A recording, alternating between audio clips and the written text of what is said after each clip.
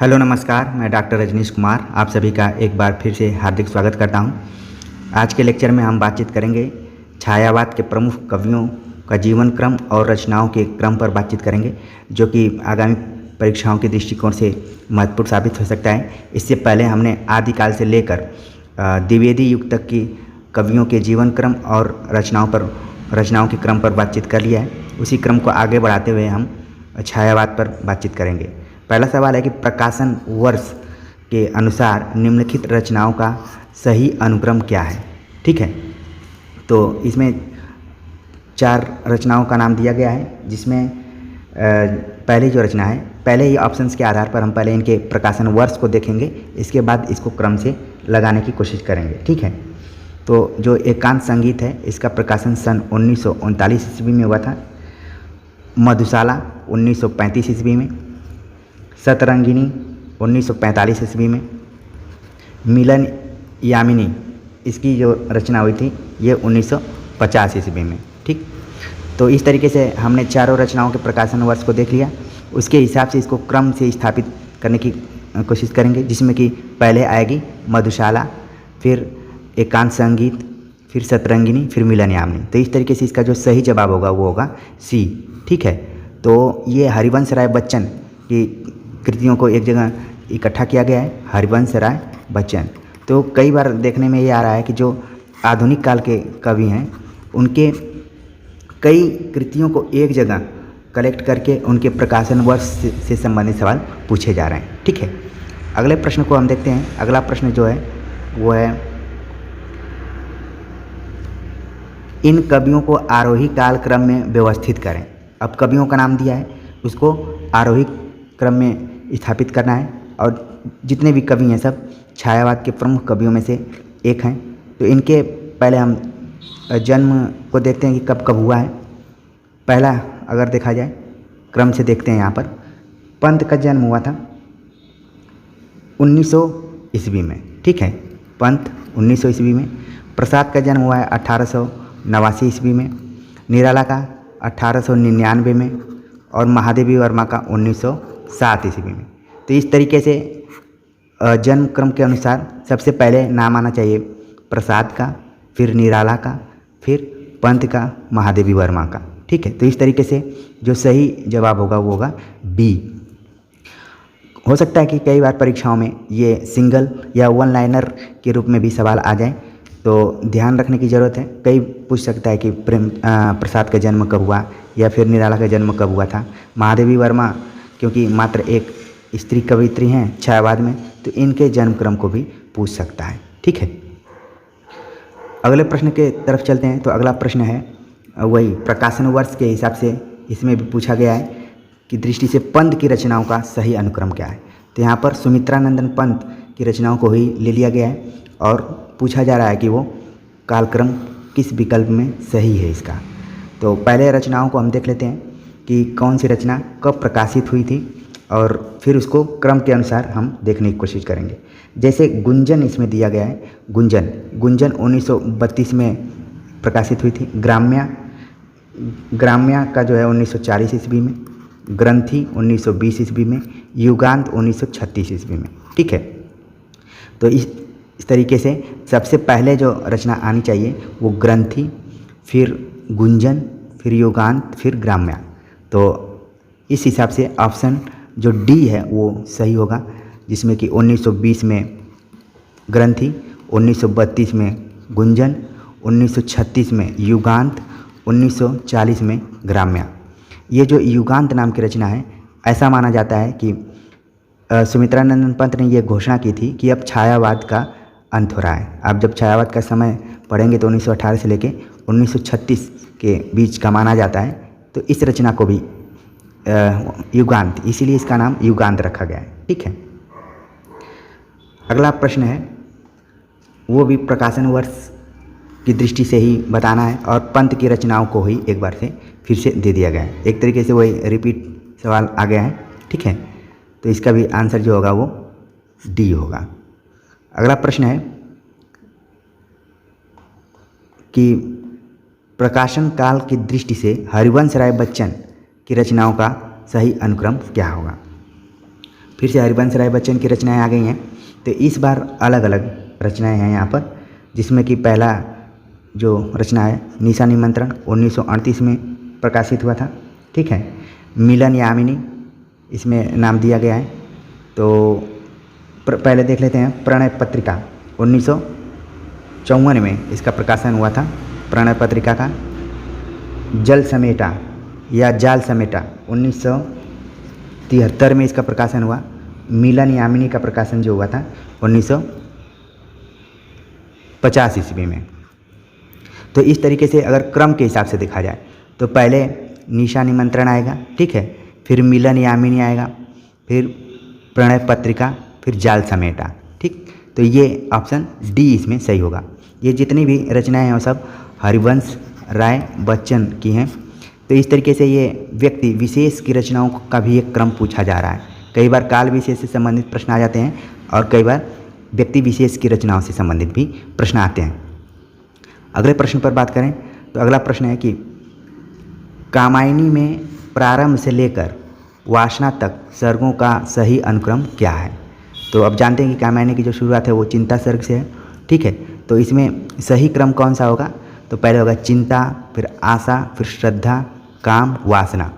कामायनी जयशंकर प्रसाद की रचना है और इसका प्रकाशन सन 1935 ईस्वी में। कुल 15 सर्ग हैं। ठीक है, मनु, श्रद्धा, ईड़ा प्रमुख पात्र हैं और इसमें एक तरीके से मनोभाव या भाव और मनोविकार पर आधारित सर्गों का इसमें नाम दिया गया है। चिंता जैसे मनोभाव है, आशा, काम, श्रद्धा, वासना। तो ये तो कामायनी के 15 सर्गों का एकदम क्रम याद रहना चाहिए ताकि कहीं से भी घुमाकर प्रश्न आए तो आप उसे बता सकें। अगला प्रश्न है प्रकाशन वर्ष की दृष्टि से प्रसाद की इन काव्य कृतियों का सही कालक्रम किस विकल्प में है? अभी तक हरिवंश राय बच्चन, सुमित्रानंदन पंत की रचनाएं आ रही थी, अब जयशंकर प्रसाद की रचना इसमें आ गई है। ठीक है, तो हम इसमें देखते हैं, ऊपर के ही ऑप्शन से देखते हैं, फिर मिलाएंगे इसको। ठीक है, अगले प्रश्न पर बात करते हैं। तो प्रकाशन वर्ष की दृष्टि से प्रसाद की इन काव्य कृतियों का सही कालक्रम किस विकल्प में है? तो अभी तक जो सवाल पूछा जा रहा था वो हरिवंश राय बच्चन या पंत के रचनाओं से पूछा जा रहा था, उनके क्रम के बारे में। अब यहाँ जयशंकर प्रसाद के बारे में पूछा जा रहा है। ठीक है, तो पहले ही विकल्प में हम इनके रचनाओं का प्रकाशन वर्ष लिख लेते हैं, फिर उसको क्रम से लिख लेंगे। जैसे लहर है, इसका जो प्रकाशन वर्ष है वो 1933 ईस्वी। कानन कुसुम 1913 ईस्वी में प्रकाशित हुई थी। आंसू 1925 ईस्वी में प्रकाशित हुआ था और इसे विरह काव्य भी कहा जाता है और स्मृति काव्य के रूप में भी जाना जाता है। कामायनी 1935 ईस्वी में। तो इस तरीके से अगर क्रम के अनुसार देखा जाए तो कानन कुसुम जो है वो सबसे पहले आना चाहिए, फिर आंसू, फिर लहर, फिर कामायनी। तो इस तरीके से इसका जो सही जवाब होगा वो होगा कानन कुसुम, आंसू, लहर, कामायनी, यानी कि बी ऑप्शन सही होगा। अगला प्रश्न जो है वो भी पंत की रचनाओं के प्रकाशन वर्ष के आधार पर ही है। ठीक है, तो एक चीज़ तो ध्यान रखना है कि पंत से संबंधित ज़्यादातर सवाल रचना क्रम के हिसाब से आ रहे हैं। इसमें रचनाओं का नाम दिया है जिसमें कि ग्रंथि, जिसका प्रकाशन 1920 ईस्वी में, गुंजन 1932, युगांत 1936, युगवाणी इसमें नई रचना आई है जिसका 1939, और स्वर्ण धूलि जो कि 1947 में प्रकाशित हुई थी। तो इन रचनाओं के अगर क्रम को देखा जाए तो 20, 32, 36, 39, 47, तो इसके अनुसार इसका सही जवाब होगा ए। और एक तरीके से जब भी रचनाएं इसमें दोहरा कर आ रही हैं और उनके प्रकाशन वर्ष भी आ रहे हैं तो आपका भी रिवीजन हो रहा होगा। पुनः पंत की रचनाओं का क्रम आ गया है तो तुरंत आप एक झटके में इनका सही क्रम बता सकते हैं। फिर भी आपको याद रखने की ज़रूरत है, जैसे कि इसमें ग्राम्या का जो प्रकाशन वर्ष रहा है वो 1940 ईस्वी। युगांत अभी बताया 1932, युगांत 1936, गुंजन 1932, लोकायतन 1964 ईस्वी में ये प्रकाशित हुआ था। ठीक है, तो इस हिसाब से सबसे पहले आना चाहिए गुंजन, फिर युगांत, फिर ग्राम्य, फिर लोकायतन। इस हिसाब से इसका जो सही ऑप्शन होगा वो सी ऑप्शन सही हो जाएगा। अगला जो प्रश्न है वो है कि छायावादी काव्य के प्रमुख 4 स्तंभ कौन से हैं, किन्हें माना जाता है। तो आप जानते हैं कि प्रसाद पंत निराला, महादेवी हैं। इनके आप जीवन क्रम को भी ध्यान में रखिए, इसके पहले मैंने इस पर चर्चा की थी। अगला प्रश्न है, प्रकाशन काल के अनुसार निम्नलिखित कृतियों का सही अनुक्रम है। अब देख रहे हैं कि आप इसमें अलग अलग रचनाकारों की कृतियां दी गई हैं, जिसमें अब देख लेते हैं इधर 1925 में आंसू का प्रकाशन हुआ था, जो कि जयशंकर प्रसाद की रचना है। फिर ग्रंथि 1920 ईस्वी में, ठीक है, ग्रंथि का होगा था, जिसके रचनाकार हैं सुमित्रा नंदन पंत। यामा 1940 ईस्वी में यामा का हुआ था, जिसके राइटर हैं महादेवी वर्मा। और बेला नई रचना यहाँ पर आ रही है। इसका प्रकाशन सन 1946 में हुआ था बेला का, और इसके जो लेखक हैं सूर्यकांत त्रिपाठी निराला।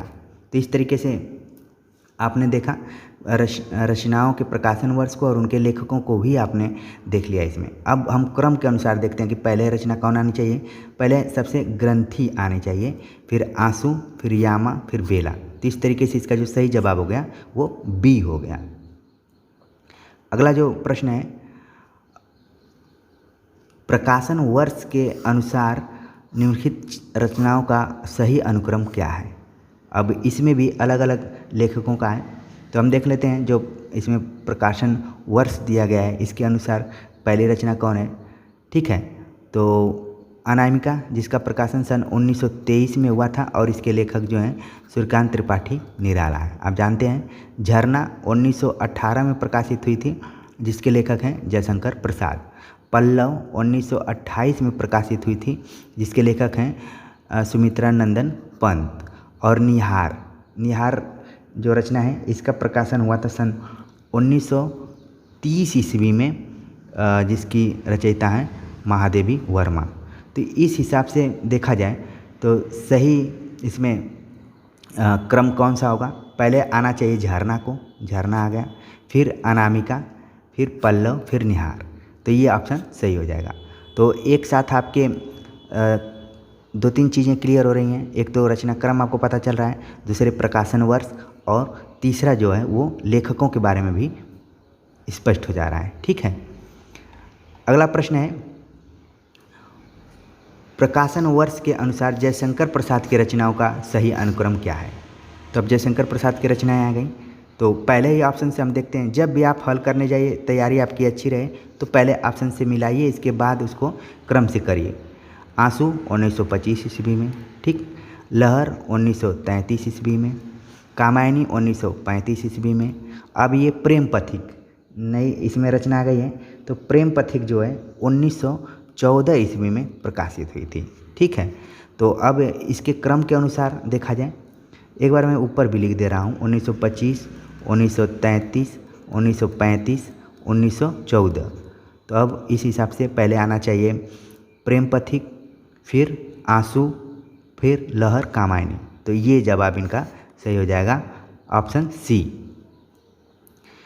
अगला प्रश्न है, प्रकाशन वर्ष से ही पूछा गया है कि प्रकाशन वर्ष के अनुसार महादेवी वर्मा की निम्नलिखित रचनाओं का सही अनुक्रम है। तब इसमें थोड़ा सा देखना पड़ेगा आपको कि महादेवी वर्मा की कौन कौन सी रचनाएं कब कब प्रकाशित हुई हैं। पहले हम देखते हैं निहार जो कि 1930 में हुई थी, अभी इसके बारे में चर्चा किया गया था। दीप शिखा का प्रकाशन 1942 ईस्वी में हुआ था। नीरजा का प्रकाशन 1935 ईस्वी में हुआ था। जब कामायनी लिखी गई थी तभी नीरजा भी लिखी गई थी। और जो इसमें रश्मि है 1932 ईस्वी में। तो इस हिसाब से जो सही क्रम होना चाहिए, पहले आपका आना चाहिए निहार, फिर रश्मि, फिर नीरजा, फिर दीपशिखा। तो ऑप्शन इसमें डी सही हो जाएगा आपका।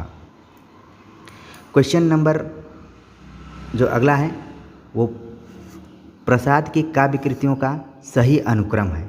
अब इसमें जयशंकर प्रसाद की काव्य कृतियों का सही अनुक्रम पूछ रहा है। तो फिर वही है। अब देखिए 1933 में लहर, 1925 में आंसू। अब उर्वशी देखिए इसमें नई रचना आ रही है जिसका कि प्रकाशन सन 1909 ईस्वी में हुआ था, झरना 1918। तो इस हिसाब से अगर क्रम करें तो उर्वशी सबसे पहले आनी चाहिए। तो देखिए उर्वशी, झरना, आंसू, लहर, मतलब 1909। क्लियर हो जाए आपका। हो सकता है कि एक नंबर में भी सवाल आ जाए कि उर्वशी का प्रकाशन कब हुआ था, या झरना का प्रकाशन कब हुआ था, या आंसू का प्रकाशन कब हुआ था। कभी भी सवाल आ सकते हैं क्योंकि हमेशा सवालों के पैटर्न चेंज होते रहते हैं, तो उसी हिसाब से तैयारी भी करना है। ठीक है, अब देखते हैं जो अगला प्रश्न है। अगला प्रश्न है कि पंत की काव्य रचनाओं का सही क्रम क्या है। अब यहाँ पर पंत से संबंधित पुनः सवाल आ गया। तो अब देखते हैं इसमें कुछ नई मतलब रचनाएं भी शामिल हो जा रही हैं हर ऑप्शंस में। अब यहाँ पर देखा जाए जो गुंजन है, ये शुरू से ही आप देख रहे हैं कि 1932, पल्लव 1928, फिर ग्राम्या 1940 और युगांत 1936। ठीक है, ये 4 रचनाएं हैं। अब इनको क्रम से रखना पड़ेगा कि इनमें कौन कौन सी रचनाएं किस क्रम पे हैं। तो सबसे पहले आना चाहिए पल्लव को, पल्लव, गुंजन, युगान, फिर ग्राम्या।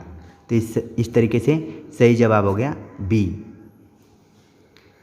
अगला प्रश्न है कि प्रकाशन के अनुसार इन रचनाओं का सही अनुक्रम है। फिर से उसी टाइप का प्रश्न आ गया।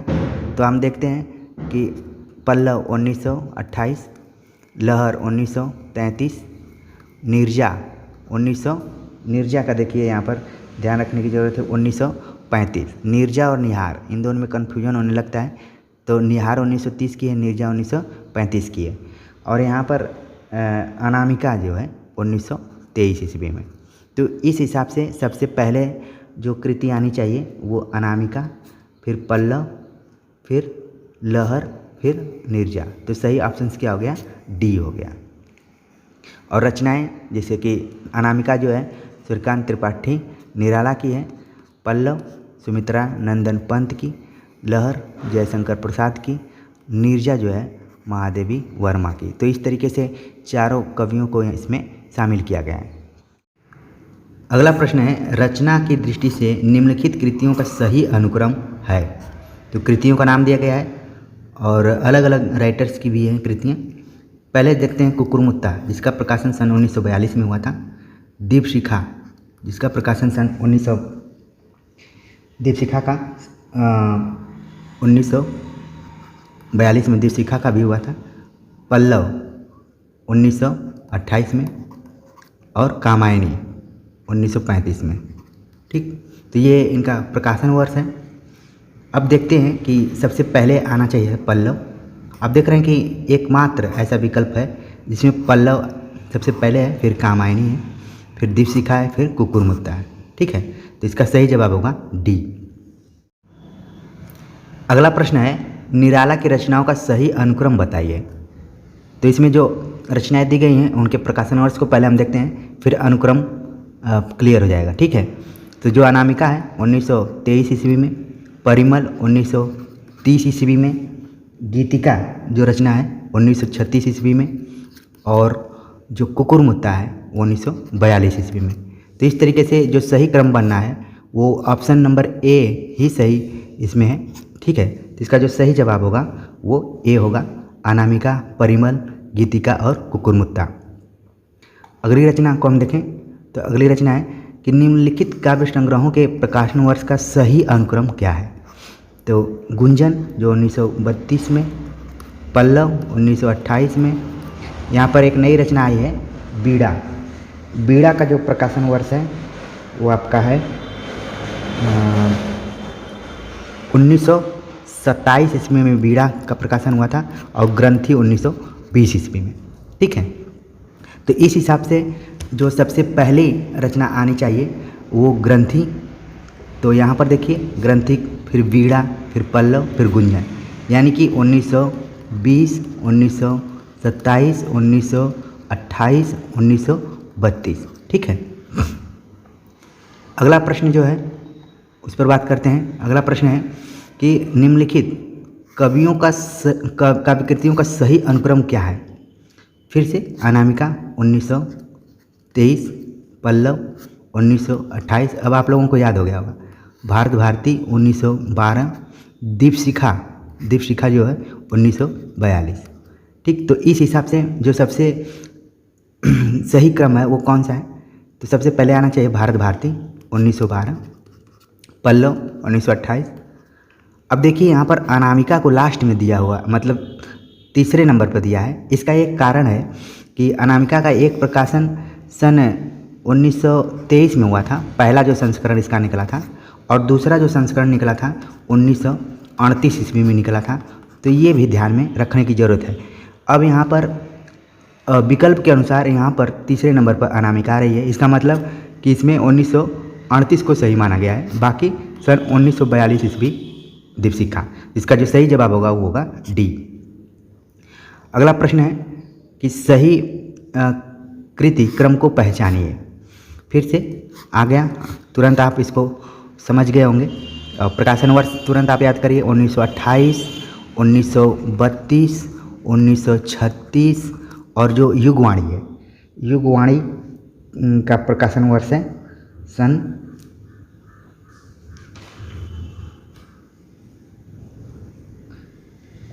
1939। तो इस हिसाब से जो क्रम बन रहा है, सबसे पहला ये ए इसमें ऑप्शन सही हो जाएगा। ठीक है, तो केवल प्रकाशन वर्ष और क्रम को ही नहीं ध्यान में रखना है, बल्कि जब एक वन लाइनर आ जाए प्रश्न, उसमें भी आप ध्यान में रखें। यहाँ पर युगवाणी को ध्यान में रखें, 1939 में है, सबसे आखिरी में। अगला जो प्रश्न है, निराला, सूर्यकांत त्रिपाठी निराला की रचनाओं का सही अनुक्रम कौन सा है प्रकाशन की दृष्टिकोण से। ठीक, तो इसमें जो 4 रचनाओं का नाम दिया है, इसमें हम देखते हैं कि कौन सी रचना सही नंबर पे आती है।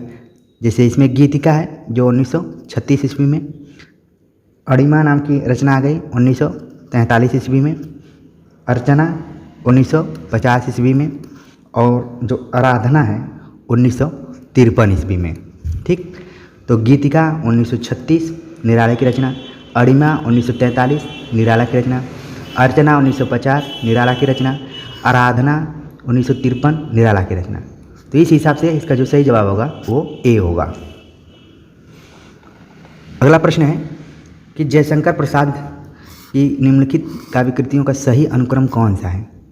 तो इसमें जो अनुक्रम दिया गया है, पहले ही रचना पर हम ध्यान देते हैं। जैसे कानन कुसुम जो है 1913 में प्रकाशित, 1925 में आंसू, 1933 में, 1918 में झरना, 1933 में लहर। तो इस हिसाब से पहले कानन कुसुम होना चाहिए, फिर झरना होना चाहिए। तो देख रहे हैं विकल्प डी में जो दिया गया है, कानन कुसुम, झरना, आंसू और लहर, और मालूम है कि ये सब जयशंकर प्रसाद की रचनाएं हैं। ठीक है, अगले प्रश्न पर विचार करते हैं। देखिए जो अगला प्रश्न है कि प्रकाशन वर्ष की दृष्टि से महादेवी वर्मा की काव्य रचनाओं का सही अनुक्रम क्या है। तो महादेवी वर्मा की काव्य रचनाओं का सही अनुक्रम पूछ लिया। तो देखिए रश्मि जो है वो 1932 में प्रकाशित हुआ था, दीपशिखा 1942 में, निहार का जो प्रकाशन हुआ था ये हुआ है 1930 ईस्वी में, और सांद गीत नाम की इसमें रचना आ रही है जो कि 1936 में प्रकाशित हुई थी। ठीक है, तो इसके हिसाब से जो सही क्रम होना चाहिए, पहले निहार आना चाहिए, देखिए सी ऑप्शंस में, फिर रश्मि, फिर सांद गीत, फिर दीपशिखा। मतलब कि 1930, 1932, 1936, फिर 1942। ठीक है, तो ये रचनाओं का क्रम था। अगले प्रश्न पर अगर बात करें तो है कि प्रकाशन वर्ष के अनुसार निम्नलिखित कविताओं का सही अनुक्रम है। अब देख रहे हैं इसमें अलग अलग रचनाकार हैं और अलग अलग रचनाएं भी हैं। तो जो पहली रचना है मधुबाला, इसका जो प्रकाशन हुआ था, मधुबाला का प्रकाशन हुआ 1936 ईस्वी में। ये हरिवंश राय बच्चन। प्रलय की छाया 1925 ईस्वी में। पटकथा का जो प्रकाशन हुआ था 1972 ईस्वी में, और जो असाध्य बीड़ा 1961 ईस्वी में। एक बार से इनके रचनाकारों का नाम देख लेते हैं। हरिवंश राय बच्चन, जयशंकर प्रसाद, धूमिल और अज्ञेय। तो रचनाकारों का नाम भी पता चल गया। अब इसका देखते हैं कि सही अनुक्रम कौन सा है। तो सबसे पहले आना चाहिए इसमें प्रलय की छाया, फिर मधुबाला, फिर अषाढ़ बीड़ा, फिर पटकथा। तो इस तरीके से इसका जो सही जवाब है वो है सी। ठीक है, तो इस तरीके से हमने कुल छायावाद के कवियों और रचनाकारों पर विचार किया था, उनके क्रम को समझने की कोशिश की थी। ढेर सारी आपको रचनाएं भी पता चली होंगी, कवियों के बारे में भी पता चला होगा। और अगर इस तरीके से क्रम के अनुसार आएगा तो भी आप इसको हल कर लेंगे। अगर वन लाइनर आ जाएगा तो भी उम्मीद करते हैं कि इसको हल कर लेंगे, क्योंकि परीक्षाओं का पैटर्न लगातार चेंज होता रहता है। तो किसी भी तरीके के अगर सवाल पूछे जाएँ तो उसे आप हल करेंगे तो अच्छा रहेगा। कमेंट्स कर बताइए कि आज का ये टॉपिक आपको कैसा लगा है। मिलते हैं नए टॉपिक के साथ, तब तक के लिए नमस्कार।